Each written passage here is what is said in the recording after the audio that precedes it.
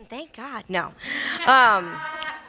No, I get the privilege of teaching tonight. As you know, Pastor last week started on teaching our end times teaching or whatever. It's really fun for me because it's one of my favorite things to learn about and gain knowledge about.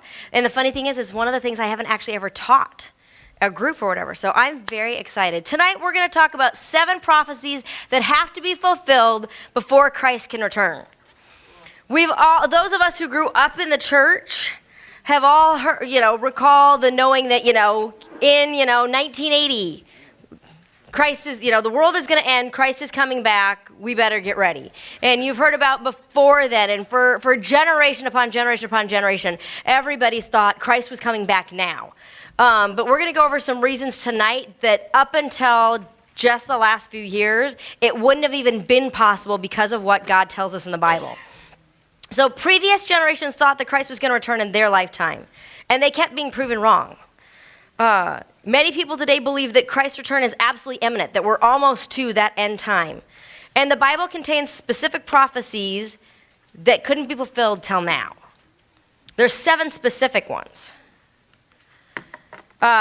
Shortly before his crucifixion and resurrection, Christ delivered a major prophecy about end time events that were going to occur. Those are recorded in Matthew 24, Mark 13, and Luke 21. Matthew 24:3, a disciple asked Jesus, "So when will these things happen?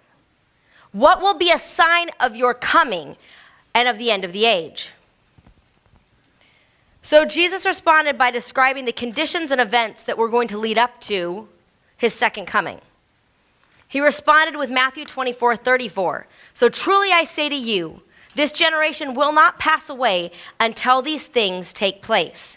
So once all of the events have started, every person alive will be alive until Christ's return. So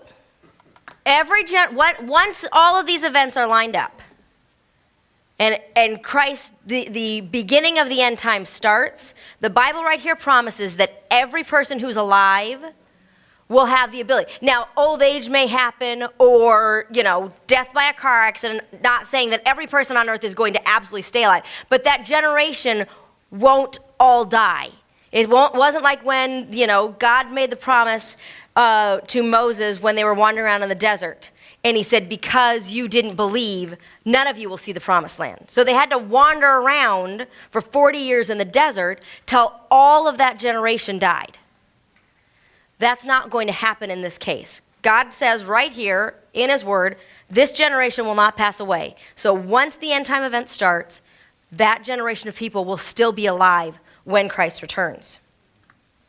So 2,000 years since Christ gave a prophecy, many people have thought their time was it. But there's this prophecies that we're going to talk about tonight that couldn't have happened in the 1500s or the 1600s. So the first one being, the human race will have the ability to exterminate itself. So Matthew 24:22 describes conditions that will have to occur before, and they come in this. Unless those days have been cut short, no life would have been saved. But for the sake of the elect, those days will be cut short. Some of you are going, I have no clue what any of that means. So I'm going to break this down really simple. Yes, in English. I know it's written in English, but the Bible isn't always. God's basically saying here, the earth had to have the ability to kill every living thing upon it. But God's not going to allow it to happen. He's not going to allow that to happen, but it would have the ability to do it, which we now do. So, the human race. So, the gospel. Mark 1:4 talks about the gospel. You go, what's the gospel? Gospel basically translates to good news. This is the central focus of all Bible prophecy. We all think it's Jesus coming back. No. You got to go back to what was the purpose of the Bible. The Bible was to tell people about Jesus. The good news of the coming of the kingdom of God. You had to be ready first. You have to be ready. I'm sure Pastor talked about this last week, that we all have to be ready for this coming time. And if people didn't have the knowledge yet, he wasn't able to come back. So, Matthew 24:22 showed that if Christ doesn't intervene, the human race will be faced with absolute extinction. It's crucial to note, and this is where our first prophecy comes into play, the human race has only had the ability to annihilate itself in the last 50 years, since the United States and Russia both developed and stockpiled hydrogen bombs. We have lived with mutually assured destruction. We have the ability to wipe them off the face of the earth, and they have the ability to wipe us off the face of the earth. That's only been possible in the last 50 years. At the time, there was only 3 nuclear powers. Britain was the other. So you had Russia, the United States, and Britain. By the middle of the 1960s, France and China joined the nuclear club. Today, we know of at least 8 other nations that have nuclear warheads. And the numbers look to go ever increasing as the nuclear arms race continues to race in the Middle East. India, Pakistan, North Korea, and best guess is Israel all have nuclear weapons. So, now that we have more nuclear powers than ever in the world, it's more likely that somebody's going to get trigger happy and one of these days be ready to press that button. We start focusing on North Korea with their ability to, get jumpy. But ongoing crises in Pakistan with the Taliban and Al-Qaeda, their sympathizers are steadily growing more power, more territory, more influence. The more likely nuclear terrorism is more likely. Consider the consequences of the world if Osama bin Laden had had access to a nuclear weapon. Russia and China are determinedly flexing their military muscles as well. They keep feeling threatened. They keep saying, I've got the button right here and I'm ready to press it. So fears continue to rise that we may go back to a Cold War era. But the good news is that as Christians, we have assurance that God says, I'm going to intervene. Mankind will not be annihilated. So this prophecy couldn't have been fulfilled until mankind had the potential to destroy itself. So, the second thing, the Jewish homeland had to be reestablished in the Middle East. So, geopolitically, if you've read about the Bible, you understand that Israel plays a very key role in what's going to happen in the end times. Luke 21 is a parallel chapter to Matthew 24. Luke's account, he asks again, Teacher, what are the signs? How will we know when these things are about to take place? And in his response, Jesus showed that Jerusalem would be the center focus of the political and military upheavals that would immediately precede Christ's return. Luke 21, verses 20 and 22 simply state, they questioned him, Teacher, when therefore will these things happen, and what will be the sign that these things will take place? And he simply responds, when you see Jerusalem surrounded by armies, then recognize that their desolation is near, because these are the days of vengeance, so that all things which are witnessed will be fulfilled. So we've got to go back. Anyone living a century ago would have found these words impossible to comprehend. Jerusalem in ancient times has been fought over countless times. 4 centuries, from 1517, the city had been at peace within the boundaries of the Ottoman Empire. You're going to get a history lesson here. Jews lived as a minority under Turkish rule. Things would dramatically change in the 20th century. They had to change for these Bible prophecies to be fulfillable. Now we're going to hop way back to the Old Testament. We're going to go to Zechariah. You're going, I thought all of my Bible prophecy was going to come out of Revelation. I guarantee you got a lot of learning in the Old Testament. Because those prophets back there, they weren't just sitting around twiddling their thumbs, waiting for Christ's return. God gave them some specific tasks that he wanted recorded. One of them was this. So Zechariah was used by God to reveal a great deal about the end times, about the second coming of Christ. Zechariah lived and prophesied for more than 500 years before Christ ever came to earth. Zechariah 12, verses 2 and 3 say, "Behold, I am going to make Jerusalem a cup that causes reeling to all people around it. And then the siege is against Jerusalem. It will also be against Judah. It will come about in that day that I will make Jerusalem a heavy stone for all the people. All who lift it will be severely injured, and the nations of the earth will be gathered against it."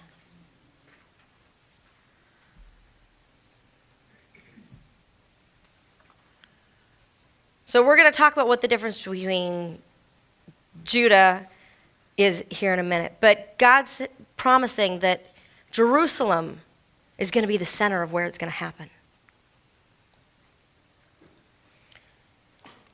Verse 9, he goes on to add this thing. "And in that day I will set about to destroy all the nations that come against Israel." Or against Jerusalem. So it's possible to think that these events might have applied to ancient times. We know that Jerusalem has been the center of battlefields for years and years and years. Chapter 14 makes it clear that he's talking about the future and not the past. "The day of the Lord is coming, Jerusalem. I will gather all the nations to Israel to fight against it. The city will be captured, the houses ransacked, the women raped. Half the city will go into exile. Then the Lord will go out and fight against those nations as he fights on a day of battle." So the last few lines of this prophecy haven't happened yet. Though individuals have come against Jerusalem, nobody as a group has tried to attack Jerusalem. We go into the same chapter, we read how those nations that came against Jerusalem will have to go up Jerusalem to worship the king. So Zechariah 14, verse 16.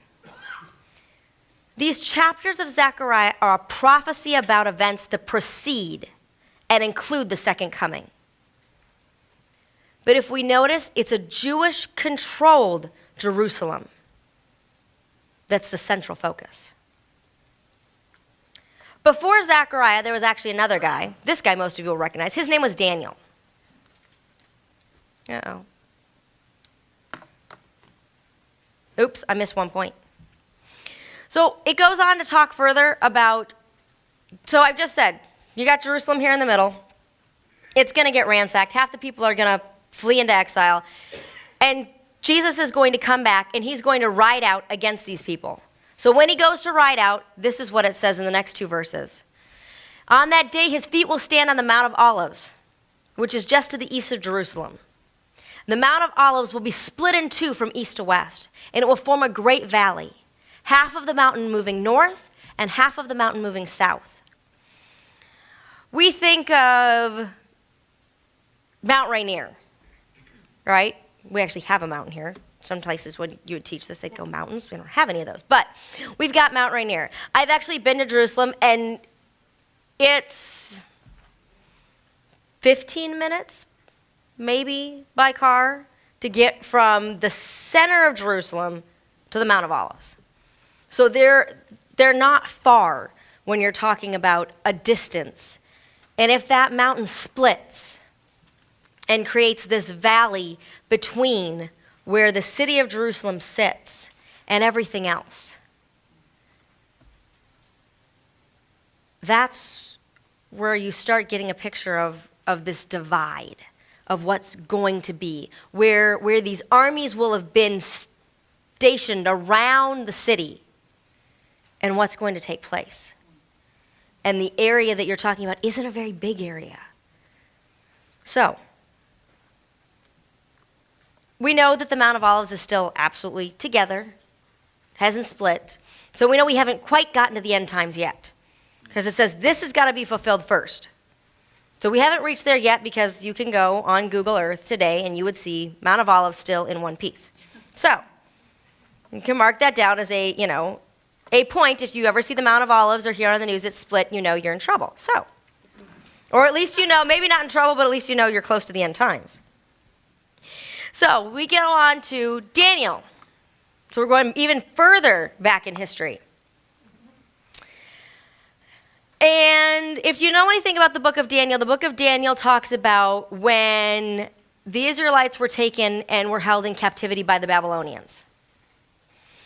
And Daniel was actually brought up, and he was allowed to be an advisor to the king.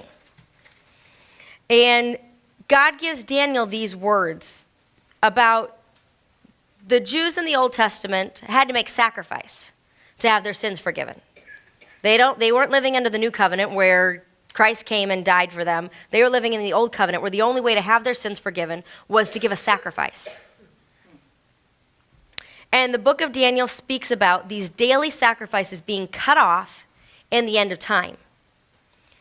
So when the daily sacrifices are abolished, an abomination that causes desolation will be set up.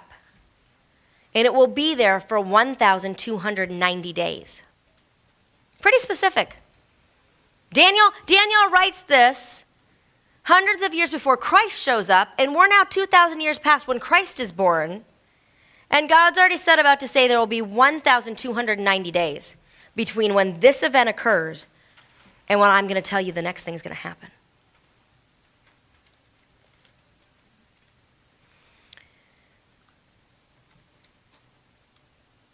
This event was a forerunner in the temple defilement under a Syrian-controlled empire that occurred in the 2nd century.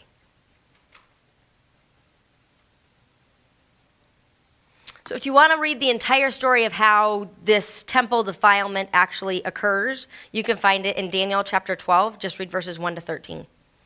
And it actually will lead you. I could spend a whole nother teaching on that. So I just get to give you the highlights tonight because I have I'm on 2. We got 5 more to go. Yes, sir. Is this daily sacrifice been taken away yet? Yes. Through the temple. When it comes, that leads me to the second part. He confirmed that this is a future event to precede his return. So once this occurs. So though, yes, you can, if you live under strict Old Testament rule, which the Jewish people are supposed to, they would still be following these. It's going to come when, right now, if you were to go to Jerusalem, they would still be doing a form of sacrifice. So when I get here, this will hopefully make more sense. This is a parallel description between Daniel chapter 11 and Matthew 24.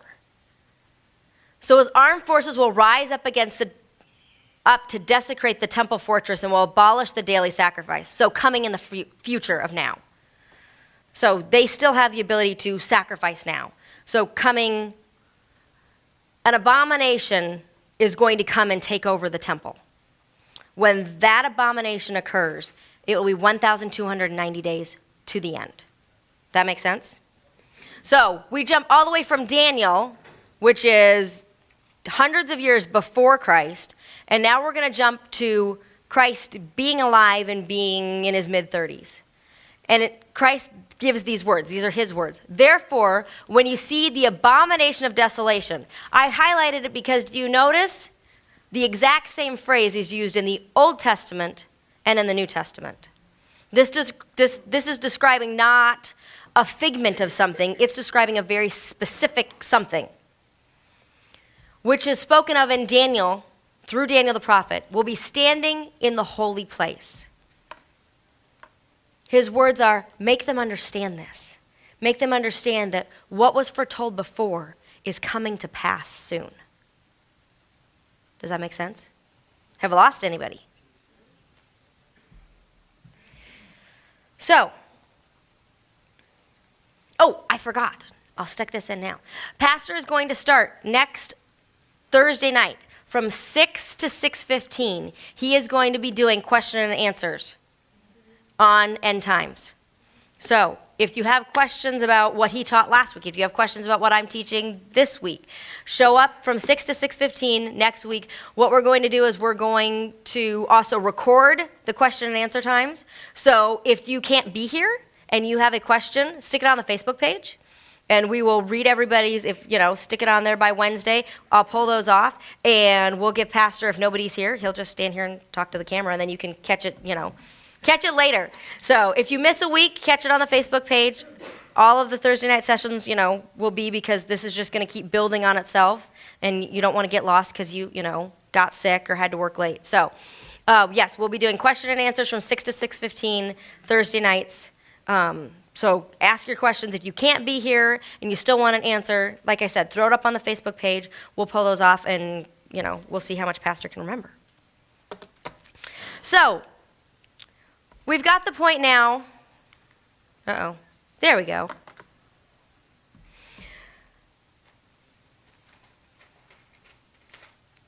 So we know this is a future event. We compared Daniel and Matthew. 100 years ago, it would have been kind of hard to have even imagined these events occurring, for the simple reason that there wasn't a Jewish nation. It didn't exist. After rebelling against the Romans in 66 AD, they again rebelled in 132 AD. Judea was crushed, and the remaining Jews were dispersed throughout the Roman Empire. No Jewish homeland existed until 1948, when the modern nation of Israel was established. So this couldn't have even happened until that occurred. It was another 30 years. Uh-oh. Sorry, I lost my place. The Jewish homeland was a dream for a bunch of misplaced misfits. It moved a step nearer during World War I, when forces of the British Commonwealth took control of Jerusalem away from the Turks in December 1916. A few months later, the British government pledged itself to the establishment of an independent Jewish homeland in the ancient lands the Jews had inhabited for centuries. I told you, for hundreds of years, they lived in their own place, but under somebody else's rule. You'll find it more interesting that it was the British Commonwealth that actually carved out and made the ability for Israel to become its own nation when we get a little further on here, and you find out the roots of where the British Empire actually comes from. So remember that. So once again, here's another prophecy that couldn't have been fulfilled 100, 200, 300 years ago, because Israel didn't have its own home. And the Bible clearly says a Jewish homeland must be reestablished. So, my third one, the end-time king of the north and the south. For this, we get to go way back and understand a little more of Old Testament. So if you were here and did Pastor's Old Testament walkthrough, you'll actually know some of this stuff. And you'll see, oh, that actually does apply in today's world. So Daniel 11, we find an amazing prophecy about two separate leaders. Daniel 11 talks about a king of the north and the king of the south. The heads of regions that were geographically north and south to the Holy Land. There actually is a reason they're called north and south. So we have to go back to the time of Alexander the Great. Here's where you get your history lesson. He lived near the end of the 4th century, 200 years after Daniel. Alexander figures prominently throughout the book of Daniel, though Daniel never knew Alexander the Great. He didn't know his name. He couldn't have. He died 2 centuries before Alexander ever appeared on the world stage. But God revealed to Daniel that after Babylon, Persia would rise as the greatest power in the region, to then in turn be followed by Greece. We'll get to that one in a second. Not surprisingly, the prophecies regarding the rise of Greece are centered on Alexander the Great. He was one of the greatest conquestors in history. Read Daniel chapter 8. It gives a vivid account of the coming clash between Persia and Greece. So as you read this, It doesn't actually say the word Persia, and it doesn't actually say the word Greece. You're going to get a little more on Bible understanding here. Uses the word horn. The horn symbolizes royal power and authority.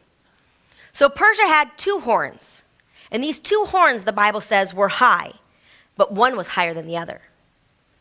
And the higher one came up last. This refers to the Medo-Persian Empire, this coming together of 2 nations of people. As foretold in verse 3, the Persians rose to greatness after the Medes. In verse 5, we read of Persia's later defeat by Alexander the Great. And it says, "And as I was considering, suddenly a male goat came from the west, across the surface of the whole earth, without touching the ground. And the goat had a notable horn between his eyes." A notable horn, or as we just learned, a horn representing royal leader. This man was Alexander the Great. The prophecy about his army not touching the ground gives reference to the incredible speed with